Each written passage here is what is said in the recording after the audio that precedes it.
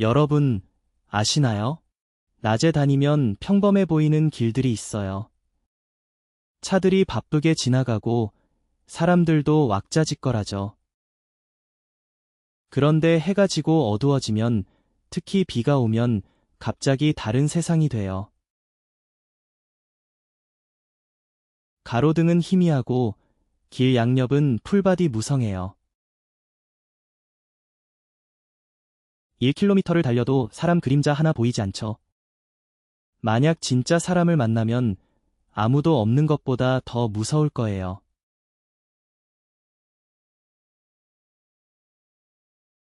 왜냐하면 깊은 밤에 길이 텅 비어 있을 때 길가에 있는 그림자가 진짜 사람인지 아닌지 알 수 없으니까요. 오늘의 이야기는 바로 그런 이야기입니다. 한번 멈춰서, 한번 사람을 도와주려고 멈춘 적이 있어요. 그런데 거의 그 순간에 영웅과 함께 결혼식에 가게 될 뻔했어요. 이제 이야기를 자세히 들어보세요. 안녕하세요, 여러분. 엘리 위언의 진짜 귀신 이야기 채널에 오신 것을 환영합니다. 그리고 이야기를 보내주신 사랑스러운 모든 시청자분들께 감사드립니다. 이야기를 들으면서 더 친밀감을 느끼기 위해 작은 게임에 참여해주세요. 채널을 구독해주시면 큰 힘이 됩니다. 자, 이제 시작해볼까요?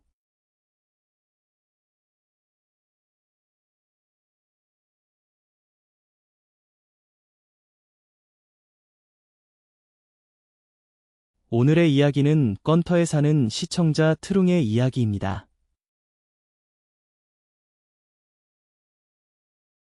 트룽은 이야기가 자신이 겪은 일이라고 말했어요. 지금 다시 이야기해도 여전히 소름이 돋아요. 그는 동의했어요. 아니, 진짜 이름과 구체적인 장소를 사용해도 괜찮다고 했어요. 혹시 이야기를 듣게 된다면 경험을 공유해보세요. 아니, 정말로 말하는데 이야기는 그렇게 무섭지 않아요. 누구도 아기가 없어요. 하지만 두려움은 예상치 못한 것에서 오는 거죠. 한밤중에 길이 텅 비었을 때, 그러면 아무리 용감해도 심장이 쿵쾅거릴 거예요. 트룽은 그때 아직 젊고 20살 중반이었어요. 두려움도 없었죠. 어머니와 함께 건터 외곽에서 살았어요. 그의 직업은 닌키우 지역의 PC방에서 경비원으로 일하는 것이었어요. 이 가게는 24시간 운영되죠. 트룽은 밤에 정해진 시간에 근무했어요. 그래서 아침에는 자고, 점심에는 어머니를 도와주고, 저녁에 밥 먹고 가게로 나갔죠. 저녁 7시부터 새벽 2에서 3시까지 일했어요. 그리고 집으로 돌아가야 했죠. 매일 그렇게 반복했어요. 정말 일상처럼요. 그가 집으로 가는 길은 남송아우 도로였어요. 건터 근처에 사는 사람들은 알겠죠. 이 도로는요, 낮에는 차갑게 다니지만 9시가 지나면 길이 완전히 텅 비어요. 마치 절처럼 조용하죠. 양옆에는 논밭이 있어요. 인구가 드물어요. 긴 구간이 있어요. 그 긴 구간은 풀과 나무밖에 없어요. 집은 하나도 없죠. 가로등은 있지만 정말 드물어요. 100m마다 하나씩 있어요. 그리고 어떤 건 불이 켜져 있고 어떤 건 꺼져 있어요. 전체적으로 보면 시야가 제한적이에요. PC방에서 집까지 가는 길. 약 30분 정도 걸려요. 그 길에는 작은 다리를 지나가야 해요. 그 다리 이름은 응안교예요. 응안교는 그냥 평범한 다리예요. 유령에 대한 소문은 전혀 없어요. 하지만 그 당시에는요. 586번 도로에서 마이단 마을까지 구멍이 너무 많아서 정말 난리였어요. 응안교도 마찬가지였죠. 그때는 도로가 아스팔트였지만 구멍이 정말 많았어요. 솔직히 말하자면 도로가 수리 안 해서 그런 건 아니에요. 계속 수리하고 있었거든요. 하지만 따라잡을 수가 없었어요. 그 당시에는 많은 집들이 생겼고 많은 공장들이 생겨났어요. 공사도 계속 진행 중이었고요. 다들 아시죠? 자재를 실은 트럭, 콘크리트 트럭, 철강을 실은 트럭, 이런 차들이 더 많았어요. 도로가 수리 못한 이유가 이거예요. 주인공은 남자답고 강한 스타일이에요. 어릴 때부터 쭉 유령이나 영웅 같은 건 믿지 않았어요. 주인공이 언에게 말했어요. 그는 단순하게 생각했어요. 주인공이 언에게 말했어요. 착하게 살면, 나쁜 짓을 하지 않으면 유령이 왜 나를 괴롭히겠어요. 어머니가 항상 말씀하셨어요. 요즘 그 도로는 구멍이 너무 많다고. 조심히 천천히 운전하라고. 그리고 응안교 구간은 최근에 음기가 짙다고 소문이 나서 사고가 자주 난다고 해요. 주인공은 그냥 웃었어요. 어머니가 지나치게 걱정한다고. 요즘 시대에 그런 걸 믿냐고. 그때 주인공이 어머니에게 말했죠. 걱정하지 말라고. 나는 정말 강하다고. 그런 것들이 무섭겠냐고. 그리고 나는 그 길에 익숙해졌다고. 구멍이 어디에 있는지 다 알고 있다고. 걱정하지 마세요. 매일 밤마다. 일 끝나고 주인공은 오토바이에 올라타요. 집으로 돌아가죠. 남송아우 도로는 정말 한적해요. 주인공은 느긋하게 달려요. 때때로 노래를 부르며 졸음을 쫓기도 해요. 그 길에 익숙해져서요. 구멍이 있는 구간은 이런 부분이죠. 풀밭으로 가려진 곳. 도로가 가려져서 많이 넓어졌어요. 주인공은 그 구간을 완벽하게 외웠어요. 어느 날 저녁이었어요. 그날도 평소와 같았죠. 11시에 퇴근했어요. 그 길로 차를 몰고 갔죠. 그때는 비가 오지 않았어요. 길은 한산했어요. 응안교 근처에 도착했을 때 갑자기 앞쪽에서 뭔가 보였어요. 오른쪽에 어떤 그림자가 있었어요. 계속 웃고 있었죠. 그때는 별로 생각이 없었어요. 그냥 좀 이상했어요. 이렇게 늦은 시간에 여자아이처럼 보였어요. 혼자 있는 소녀. 길가에서 뭘 하고 있는 걸까요? 그 사람의 그림자는 어디에? 어두운 옷을 입고 있었어요. 작은 체구였죠. 긴 머리. 풀밭에 허리를 숙이고 있었어요. 손이 왔다 갔다 하더라고요. 마치 뭔가를 찾고 있는 것 같았어요. 차는 계속 달리고 있었어요. 차는 계속 달리고 있었어요. 멈추지 않았어요. 가속만 조금 줄였죠. 눈길을 살짝 돌렸어요. 그리고는 가속해서 쭉 달렸어요. 집에 도착했죠. 어머니께는 이야기하지 않았어요. 별로 중요하지 않다고 생각했거든요. 그냥 소녀일 뿐이었어요. 길가에서 물건을 찾고 있었죠. 이런 일은 드물지 않잖아요. 그렇죠, 여러분. 하지만 이틀째 밤에 다시 그 소녀를 만났어요. 그날 밤도 전날과 같았어요. 퇴근하고 차에 올라 남송아우 길로 돌아갔어요. 응안교 근처에 다가갔을 때 다시 그 그림자를 봤어요. 같은 장소에서 여전히 허리를 숙이고 있었어요. 양손으로 풀을 헤치고 있었죠. 이번에는 조금 더 천천히 달렸어요. 더 잘 보기 위해서요. 그 소녀를. 어두운 옷을 입고 긴 머리. 풀밭에 얼굴을 숙이고 있었어요. 차를 전혀 쳐다보지 않았어요. 오토바이 소음이 밤에. 늦은 밤에는 정말 시끄러워요. 그때 당신은 몸이 조금 오싹해지기 시작했어요. 몸이 조금 오싹해지기 시작했어요. 한 번은 그냥 넘어갈 수 있지만 이건 이틀 연속이잖아. 같은 시간에, 같은 장소에서, 그리고 같은 사람. 이건 평범한 일이 아니지. 그런데도 너는 차를 멈추지 않았어. 그냥 집으로 직진했지. 집에 도착해서 어머니께 이야기했어. 어머니는 듣고 얼굴을 찌푸리셨어. 바로 말씀하셨어. 아이고, 제발 멈추지 마라. 그 길은 한산해. 여자들이 거기 서 있을 리가 없어. 그 시간에 말이야. 혹시 미친 사람이나 영혼을 만나면 큰일 나. 그냥 쭉 가. 보지 말고, 간섭하지도 말고. 알겠지? 어머니 말씀만 듣고 그냥 대답은 했지만 속으로는 그렇게 믿지는 않았어. 어머니가 지나치게 걱정하시는구나. 요즘 세상에 귀신이 어딨냐. 그리고 나는 호기심도 많았지. 사람들이 물건을 찾는 걸 보니 이틀 동안이나 못 찾다니. 안타깝기도 했어. 조금 도와주고 싶었어. 그 호기심이 두려움보다 더 강했지. 그래서 나는 스스로 다짐했어. 내일 또 만나면 차를 멈추고 물어보자. 도대체 그 사람들이 뭘 그렇게 힘들게 찾는 걸까? 이틀 연속 찾지 못하다니. 봐. 사람들이, 젊은 사람들, 정신적인 일을 겪어본 적이 없어. 그래서 그런 경향이 있어. 하지만 나이가 많은 사람들은 경험이 많으니까 어머니의 말을 듣고 피할 거야. 절대 가까이 가지 않을 거야. 하지만 나는 다르지. 나는 젊고 강하니까. 뭐가 무섭겠어. 그리고 나는 착한 마음도 있어. 사람들이 길에서 물건을 찾는 걸 보면 도와주고 싶어. 그 착한 마음은 정말 소중해. 하지만 가끔은 그게 나를 위험한 상황으로, 또다시 나를 여러 상황으로 이끌었어요. 전혀 예측할 수 없었어요. 응. 셋째 날 밤이었죠. 그날은 비가 많이 내렸어요. 평소보다 조금 늦게 퇴근했어요. 집으로 가는 길에 응안교 근처에 다다랐을 때 그 소녀를 다시 봤어요. 이번엔 단순히 어설프지 않았어요. 이전 두 번과는 다르게 그녀는 조금 더 똑바로 서 있었어요. 그리고 몸을 숙였죠. 두 손으로 풀을 헤치고 있었어요. 하지만 이번엔 더 빨랐어요. 마치 뭔가 급한 듯한 모습이었죠. 그 모습을 보니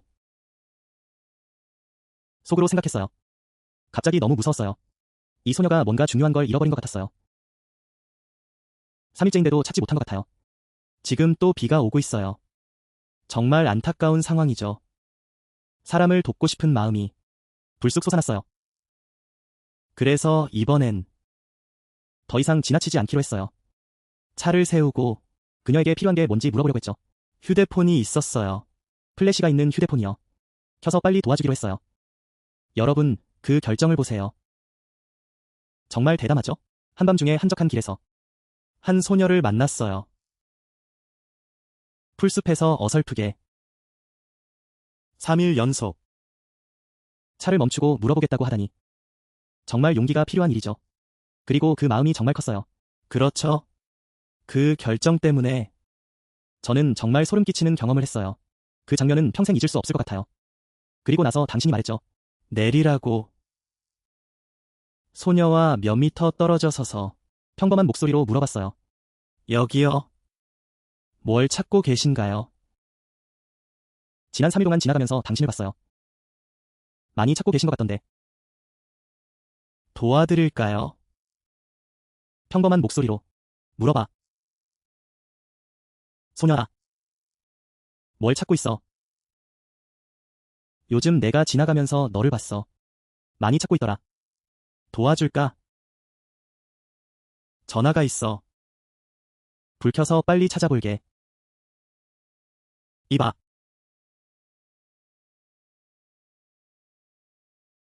소녀는 얼굴을 돌리지 않았어. 그냥 그렇게 서 있었어. 잠깐만 손을 멈춰. 그리고 말해. 근데 목소리가 너무 작아. 귀걸이를 찾고 있어. 여기서 떨어진 것 같아. 그렇게 들려. 생각할수록 진짜 같아. 귀걸이가 정말 작거든. 풀밭에 떨어졌다면, 그렇게 우거진 곳에서 찾으려면 일주일은 걸릴 거야. 나는 주머니에서 전화기를 꺼냈어. 불을 켜고 풀밭을 비췄어. 소녀가 서 있는 곳을. 그냥 평범하게 대화했어. 이제 사람들은 설명을 잘 듣고 있으니까. 어디, 위치를 알려줘. 가리켜봐. 내가 비춰서 찾아볼게. 귀걸이 정말 작겠지? 이런 식으로 찾는데 불이 없으면 언제 찾을 수 있을까? 혼자서 찾고 있어. 누구랑 같이 온 거야? 소녀는 여전히 고개를 들지 않았어. 그냥 한 손으로 풀밭을 가리켰어. 앞쪽을. 그리고 한마디만 했어. 그런데 지금 생각해보면 여전히 남송아우 같아. 귀걸이는 작아. 하지만 찾기 쉬울 거야. 왜냐면 아직도 내 귀에 걸려 있으니까. 그 말만 듣고 나는 한순간 멈춰버렸어. 머릿속에서 이해할 틈도 없었어. 귀에 걸려 있다니. 그럼 귀걸이가 귀에 걸려 있다면 왜 밖에서 찾아야 해? 그래서 나는 어리둥절하게 다시 물어봤어. 왜 그렇게 말해? 귀걸이가 귀에 걸려 있다면 왜 밖에서 찾아야 해? 그때 소녀가 천천히 고개를 들었어. 전화 불빛 아래 그녀의 얼굴이 선명하게 드러났어. 나는 몇 미터 떨어져서 서 있었어. 천천히 얼굴이 올라오더라. 그 불빛 아래 휴대폰의 빛으로 그녀의 얼굴이 선명하게 드러났어. 그때 그가 몇 미터 떨어져 서 있었지. 모든 걸 다 봤어. 하나도 빠짐없이. 세세한 부분까지. 오른쪽 얼굴에 절반은 여전히 남아있었고 피부는 하얗고 눈은 똑바로 쳐다보았어. 하지만 왼쪽 얼굴의 절반은 더 이상 얼굴이 아니었어. 말하자면 그 피부 부분이 관자놀이에서 턱뼈까지 내려오면서 완전히 찌그러져 있었고 피가 흘러내렸어. 뼈가 드러나 있었고 광대뼈가 밖으로 튀어나왔어. 그쪽 얼굴은 없었고 오직 빈 눈구멍만 남아있었어. 왼쪽 귀도 없었고 그저 한 덩어리만 남아있었어. 그것이 미세하게 떨리며 중얼거렸고 피가 흘러서 목까지 흘렀어. 그리고 손목이 있어야 할 그 자리에서 그녀가 손가락으로 가리키며 여기 분명히 있다고 말했어. 그런데 계속 찾아도 보이지 않는 거지. 그 순간 내 몸은 완전히 얼어붙었어. 마치 누군가 얼음물을 끼얹은 것처럼 손과 발이 떨리고 있었어. 전화기를 들고 있었는데 거에 떨어질 뻔했어. 그 장면을 몇 초만 바라보았어. 그리고 생존 본능이 일어났어. 전화기를 주머니에 넣고 차에 뛰어올랐어. 시동을 걸고 전속력으로 달리기 시작했지. 차가 훌쩍 나가더라고. 뒤를 돌아볼 용기가 없었어. 사각지대의 거울도 보지 않았어. 그저 앞만 보고 무작정 달렸어. 어느 정도 달린 후 조금 멀어졌을 때야. 뒤를 힐끗 보았어. 어둠 속에서 여전히 희미하게 서 있는 사람의 그림자가 보였어. 그녀는 쫓아오지 않았고 아무것도 하지 않았어. 그냥 거기 서 있었어. 그리고 천천히 고개를 숙였어. 아직 흐릿하게 보이는 그림자.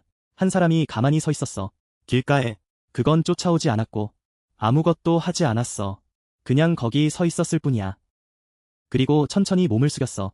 풀밭에서 계속 흔들리더니 마치 처음처럼 트엉은 그 감정이 단순히 두려움이 아니었다고 말했어. 그건 끔찍한 공포와 동정심이 섞인 것이었지. 왜냐하면 자신이 방금 무언가를 봤다는 걸 잘 알았고 그 사람은 여전히 남아있었어. 찾고 있던 것을 그녀가 찾기 힘든 것. 집에 도착했어. 트엉은 차를 마당에 세우고 곧장 방으로 들어갔어. 그런데 그 얼굴이 창백해져서 마치 개구리처럼 보였지. 어머니는 자고 있었어. 소리가 나자 그녀는 깼고 아들이 떨고 있는 걸 보았어. 그는 땀을 흘리며 옷이 젖을 정도였어. 그래서 누군가 쫓아왔냐고 물었지. 트엉은 겨우 대답하며 길에서 만났다고 했어. 그 얼굴을 그리고 침대에 엎드려서 떨고 있어서 잠을 잘 수가 없었어. 그 밤은 트엉이 새벽까지 깨어 있었지. 눈을 감으면 그 얼굴의 반쪽이 다시 떠올랐어. 그 어두운 눈구멍. 그 살갗이 흐릿하게 보였고 그 부드러운 목소리. 그 소리가 머릿속에서 맴돌았어. 귀걸이가 귀에 걸려 있었지. 모두들 여기까지 듣고 나면 등골이 오싹해질 거라고 생각해. 그런 영혼을 만나다니. 한밤중 길 한가운데서 혼자서. 그러니 아무리 강한 사람도 정신이 나갈 수밖에 없지. 심장이 멈출 것 같아. 하지만 이야기는 거기서 끝나지 않아. 다음 날 아침 트엉은 말했다. 트엉은 아직도 기운이 없었어. 얼굴이 여전히 창백하고 눈가가 부풀어 있었지. 하룻밤 내내 잠을 못 잤으니까.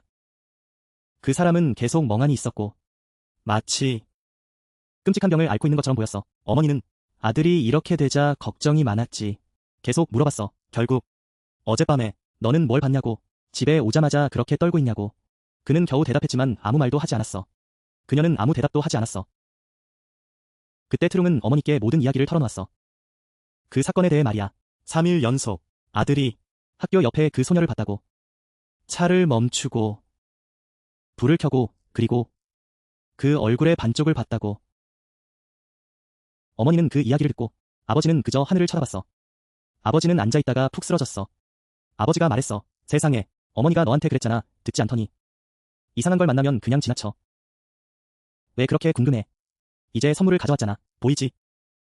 그리고 아버지는 서둘러서 제사상에 향을 피우러 갔어. 아버지는 사방에 기도를 했어. 아들이 평안하길. 모든 게 끝나고 두 모자는 이웃집 삼촌 집으로 갔어. 삼촌을 삼촌남이라고 부르자. 삼촌남은 오토바이 택시를 타고 다녀. 하루 종일 밖에 있어. 그래서 무슨 일이든 다 알고 있어. 트룽의 어머니가 조심스럽게 물어봤어. 대충 말하자면 트룽이 며칠 전 응안교를 지나가다가 이런저런 이상한 걸 봤다고. 요즘 거기서 무슨 일이 있는지 모르겠다고. 삼촌남이 듣고 한숨을 쉬며 얼굴이 우울했어. 그가 말했어. 며칠 전 응안교 근처에서 아주 끔찍한 교통사고가 있었대. 한 소녀가 20대 중반이었다고.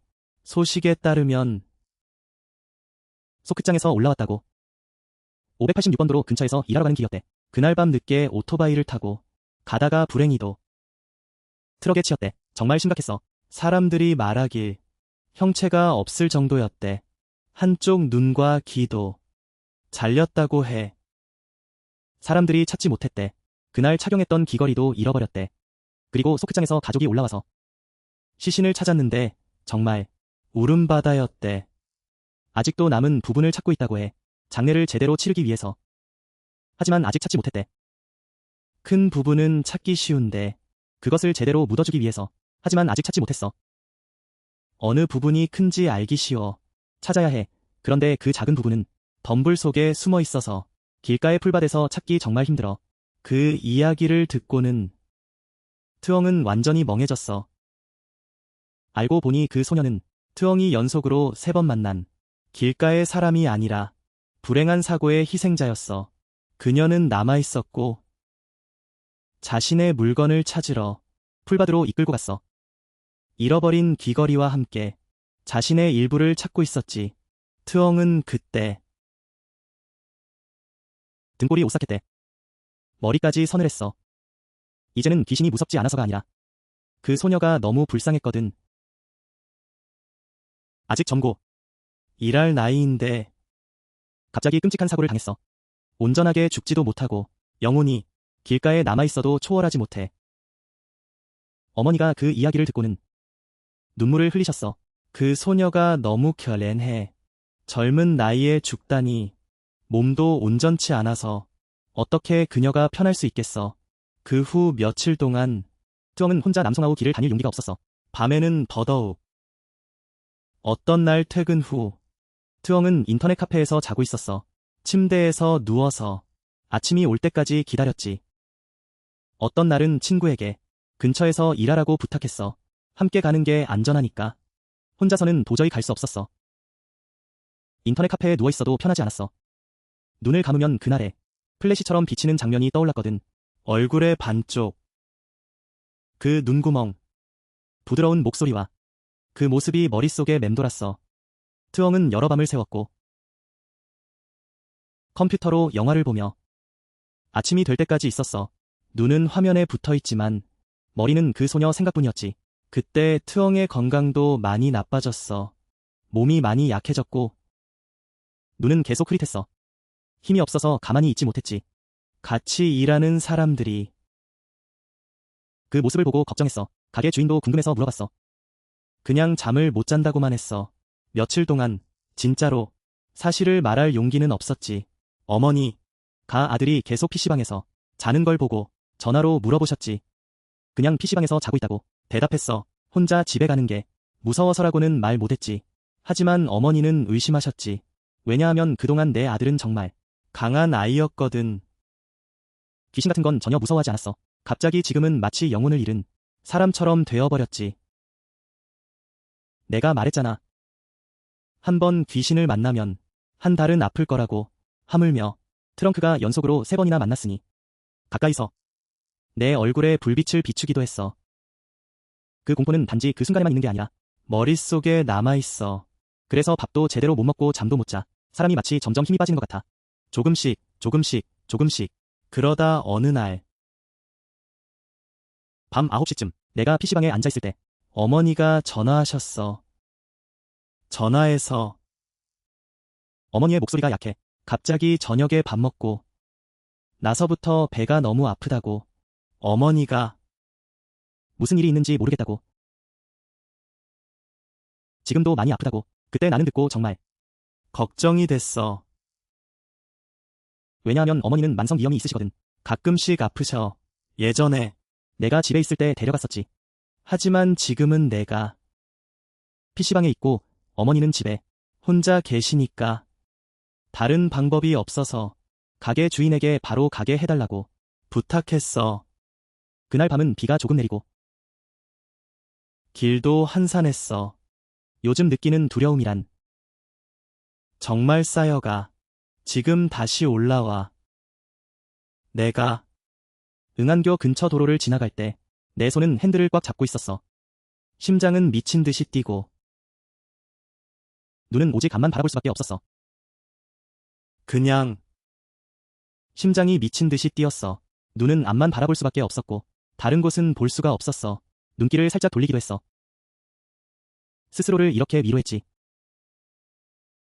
그냥 직진해. 직진만 해. 주변을 보지 마. 절대 보지 마. 주변을 보지 마. 직진해. 직진해.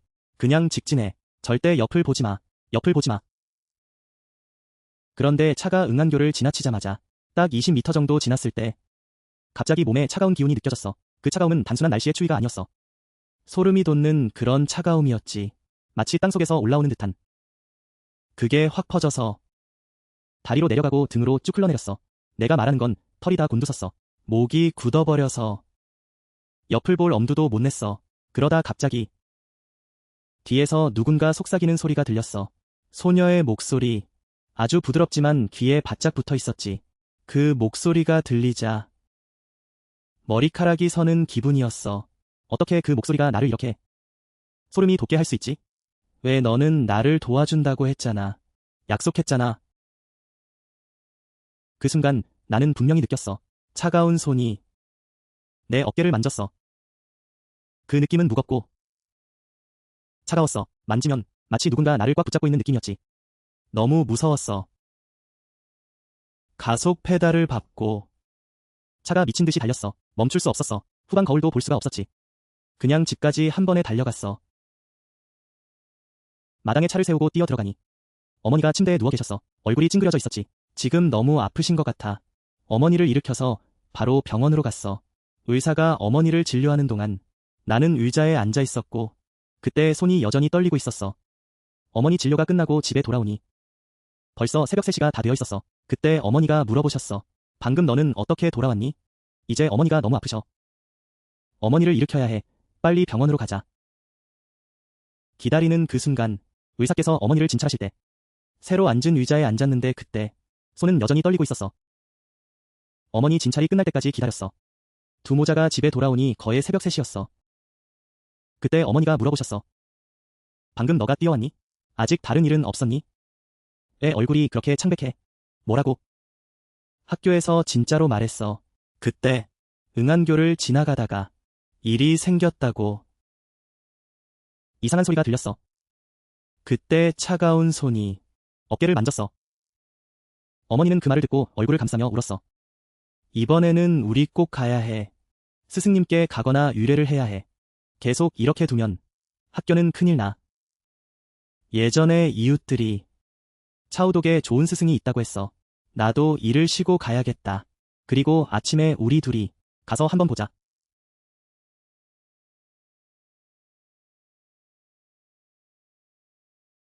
다음 날 아침에 두 모녀가 차를 타고 갔어. 아침 일찍 출발해서 점심때 스승님의 집에 도착했어. 작은 골목 안에 있는 집이었고 집은 평범했어. 스승님은 나이가 많으시고 60대 중반이셨어. 검은 바바를 입으셨고 몸은 마른 편이었어. 트렁크와 어머니가 들어오자 스승님은 천천히 트렁크의 얼굴을 보셨어. 그분이 바로 말씀하셨어. 이 아이는 큰일을 겪은 것 같구나. 혹시 길에서 어떤 사람을 만났니? 머리가 온전하지 않은 사람 말이야. 세상에. 트렁크와 어머니는 깜짝 놀랐어. 아직 아무 말도 하기 전에 스승님이 말씀하셨어. 그 아이가 바로 너 옆에 서 있었어. 그 아이는 나쁜 마음이 없어. 그 아이는 괴로워하고 있어. 그 영혼은 아직 초탈되지 못했어. 왜냐하면 몸에 일부가 없거든. 그 아이는 너에게 도움을 요청하고 있어. 내가 말했잖아. 너의 어머니는 너무 많이 울었어. 장님이 아들을 구해달라고 부탁했어. 스승님은 진정시켜주셨어. 이 문제는 해결하기 어렵지 않지만 올바른 방법으로 해야 해. 스승님은 그 소녀의 영혼이 아기가 없고 누구를 겁주려고 한 게 아니라고 명확히 말씀하셨어.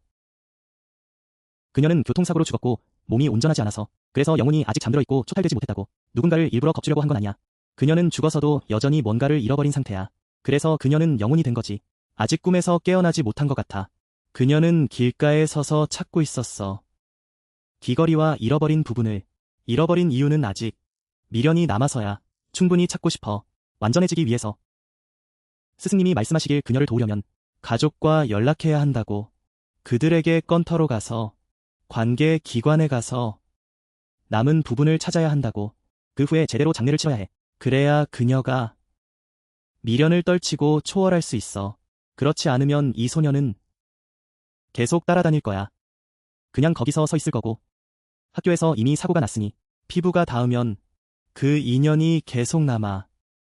이렇게 되면 쉽게 벗어나기 힘들어. 스승님은 어머니와 아들에게 보호 부적을 주셨고 몸에 지니고 있으면 영혼이 따라오지 않을 거라고 하셨어. 하지만 사람을 돕는 일을 해야 해. 그렇지 않으면 안전하지 않을 거야. 어머니와 아들은 스승님께 감사 인사를 하고 조심히 돌아갔어.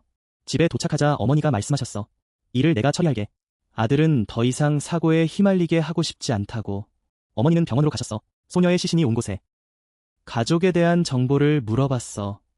다행히 병원이 피해자의 가족과 연락을 유지하고 있었어. 어머니는 소녀의 가족의 전화번호를 받았어. 어머니는 앉아서 모든 상황을 이야기했어. 아들이 그 소녀를 3번 연속 보았던 일부터 스승님을 만난 일까지. 스승님은 잃어버린 부분을 찾아야 한다고. 그녀가 초월할 수 있도록. 소녀의 가족은 이야기를 듣고 눈물을 흘렸어. 그녀가 사고를 당한 이후 가족도 많이 아파했어. 그들도 완전하게 찾고 싶었지만 방법을 몰랐어. 3일 연속 그 소녀를 학교 옆에서 봤어. 스승님을 만나기 전까지는 말이야. 스승님이 말씀하시길 잃어버린 부분을 찾아야 한다고. 부족한 뼈대가 필요하다고 하셨어. 그래야 그녀가 편안해질 수 있다고. 소녀의 가족은 그 말을 듣고는 눈물을 쏟았어. 그녀가 잃어버린 날부터였구나. 가족도 많이 아파했어. 충분히 찾고 싶지만 방법을 모르겠대. 어머니의 전화 덕분에 그들은 건터로 갔어요. 경찰과 협력해서 그녀의 일부를 찾으려고 했죠. 그 소녀의 남은 부분이요. 며칠 후에 가족이 일부를 찾았어요. 현장에서 남아있던 조각을 발견했죠. 그중 하나가 잘린 귀가 달린 작은 귀걸이였어요. 그녀가 그날 착용했던. 아직 풀리지 않고 그녀가 서 있던 곳 근처에 있었죠. 가족은 모든 것을 모아서 정식으로 장례를 치렀어요. 스승님을 초대해 그녀를 위해 기도해 주셨죠. 장례를 치른 그날 밤 트루엉이 말했어요. 그는 꿈을 꿨다고. 아주 이상한 꿈을. 꿈속에서 트루엉은 길가에 서 있었고 응안교 근처였어요. 이번에는 하늘이 밝았고 어두운 게 아니었죠. 그때 그는 그 소녀를 멀리서 걸어오는 걸 봤어요. 이번에는 그녀의 얼굴이 온전했어요. 건강해 보였고 머리는 깔끔하게 묶여 있었고 그녀가 트루엉을 보고 고개를 끄덕이며 웃었어요. 그리고 다시 멀리 있는 곳으로 돌아갔죠. 빛이 있는 곳으로. 트루엉은 깨어났을 때 마음이 정말 가벼웠어요. 마치 천근 만근의 짐을 벗은 것 같았죠. 그동안 느꼈던 무거운 감정이 사라진 것 같았어요. 갑자기 모든 것이 사라지고 다시 건강해졌죠. 정신도 편안해졌고요. 그 이후로 트루엉은 더 이상 그 소녀를 길에서 보지 않았어요. 그 근처에 사는 사람들도 신경을 썼죠. 예전에는 가끔씩 차를 타고 지나가다 보면 하얀 그림자를 보았다고 하더라고요. 이제는 조용해졌어요. 아무것도 없죠. 트루엉은 말할 것도 없죠. 이 사건은 정말 깊은 교훈을 주었어요. 밤에 집으로 돌아갈 때는 그냥 곧장 가기만 했어요. 멈추지 않고 어떤 이유로든 가끔 동네 누군가가 귀신 이야기를 꺼내면 그날 밤을 떠올리게 돼요. 발 아래 응안교가 있던 하얀 플래시 불빛이 생각나고 그 반쪽 얼굴이 떠올라요. 그건 정말 잊지 못할 교훈이에요. 이 세상에 살면서 보이지 않는 것들이 있다는 걸 배웠죠. 하지만 존재하지 않는 건 아니에요. 여러분, 한번 생각해보세요.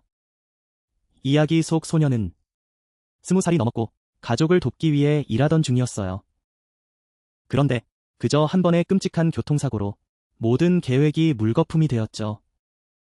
온전한 죽음이 아니었고 영혼은 길가에 남아 날마다 잃어버린 몸을 찾아다녔어요. 그 장면은 정말 무섭고 한편으로는 안타까웠어요. 그렇죠, 여러분. 언니 진짜로 말할게요. 이야기 속에서 정말 무서웠지만 그 친구도 용기가 있었어요.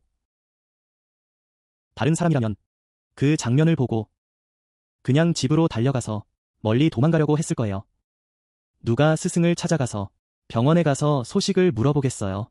그 소녀의 집이 뭘 하는지 정말 그 친구의 인간애가 크네요. 그 덕분에 그 불행한 소녀가 해탈할 수 있었어요. 이제는 길가에서 어지럽게 헤매지 않게 되었죠. 정말로. 어떤 영혼들은 나타나지만 우리에게 겁주려고 하는 게 아니에요. 그들은 고통받고 있고 살아있는 사람의 도움이 필요해요. 이야기 속 소녀는 그런 예시예요. 그녀는 누구도 겁주지 않았고 누구를 괴롭히지도 않았어요.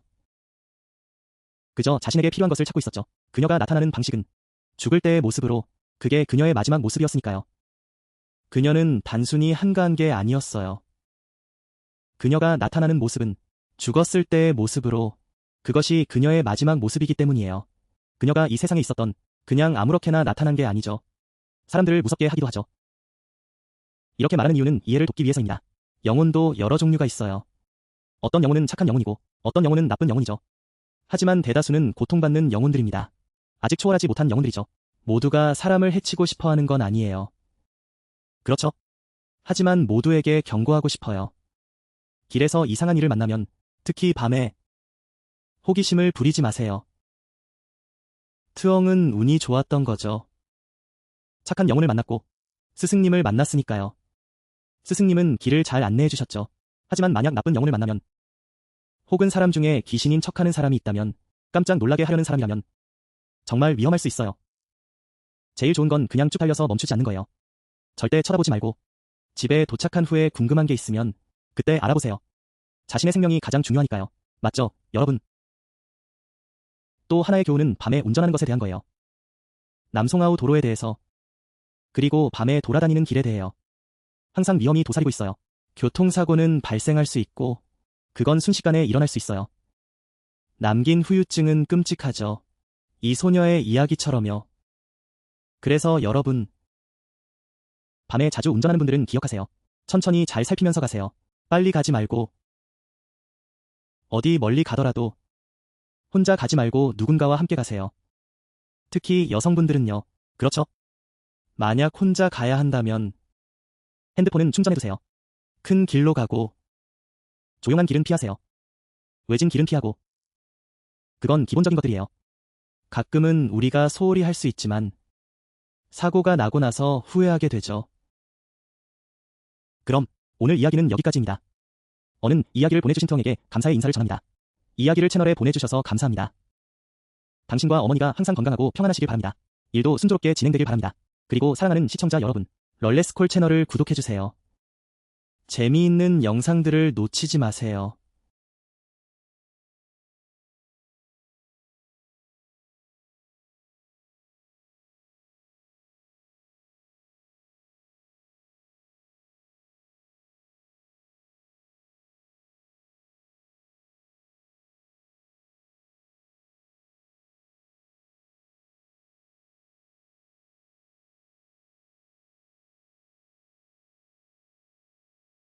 그리고 여러분, 만약에 무슨 일이 있다면 모두에게 나누고 싶은 이야기, 자신의 이야기든 아니면 가족의 이야기든 그들의 동의를 받았다면 언제든지 채널로 보내주세요.